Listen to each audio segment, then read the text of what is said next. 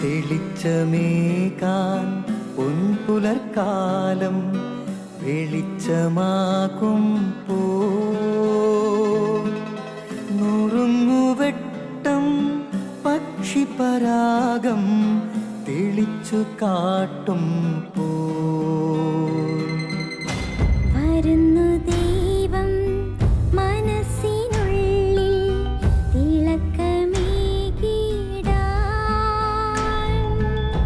തരുന്നു ധ്യാന പ്രകാശമാർക്കും വിളക്ക് വയ്ക്കുമ്പോൾ നുറുങ്ങുവെട്ടം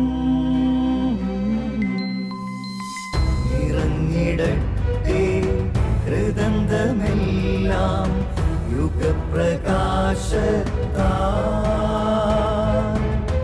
മറഞ്ഞിടട്ടെ മാനാന്ധകാരം യുഗപ്രസാദത്താൽ നുറുങ്ങുവെട്ടം.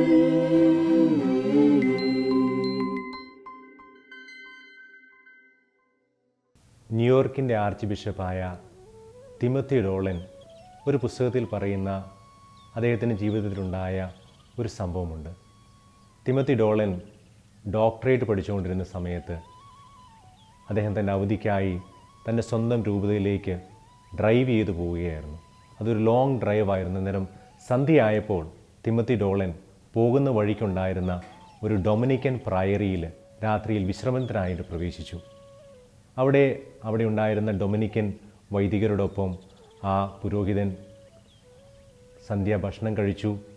അത് കഴിഞ്ഞിട്ട് തിമത്തി ഡോളൻ ആ ആശ്രമത്തിലെ ഒരു പ്രായമായ ഡൊമിനിക്കൻ വൈദികനോടൊപ്പം കുറച്ചു നേരം പ്രാർത്ഥിക്കുവാനും കുമ്പസാരിക്കാനുമൊക്കെയായിട്ട് ആ വൈദികൻ്റെ റൂമിലേക്ക് കടന്നു ചെന്നു.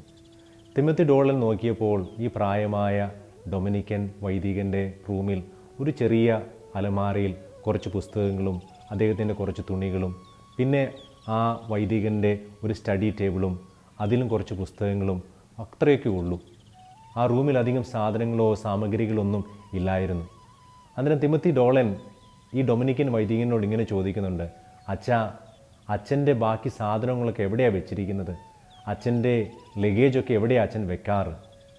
അന്നേരം ഈ പ്രായമായ അച്ഛൻ പറഞ്ഞു, എൻ്റെ ലഗേജ് ഇത്രയേ ഉള്ളൂ, എനിക്ക് ഇത്രയൊക്കെ ഉള്ളൂ സാധനങ്ങൾ. എന്നിട്ട് ഈ പ്രായമായ ഡൊമിനിക്കൻ വൈദികൻ തിമത്തി ഡോളനോട് ചോദിച്ചു, തിമത്തി, ഞാൻ തിമത്തിയുടെ റൂമിൽ വന്നാൽ തിമത്തിയുടെ കയ്യിൽ ഇപ്പോൾ ഉള്ളത് ആകെ ഒരു ട്രാവലർ ബാഗാണല്ലോ, ഒരു വഴിപോക്കൻ്റെ ബാഗ് മാത്രമല്ലേ ഉള്ളൂ. അന്നേരം തിമത്തി ഉടനെ മറുപടി പറഞ്ഞു, ഞാനൊരു വഴിപോക്കനല്ലേ, ഞാനൊരു വഴിപോക്കനാണല്ലോ. ഉടനെ ആ വൈദികൻ ഇങ്ങനെ പറഞ്ഞു, നമ്മളെല്ലാവരും ഒരു വഴിപോക്കരല്ലേ, നമ്മളെല്ലാവരും ഒരു വഴിപോക്കരല്ലേ.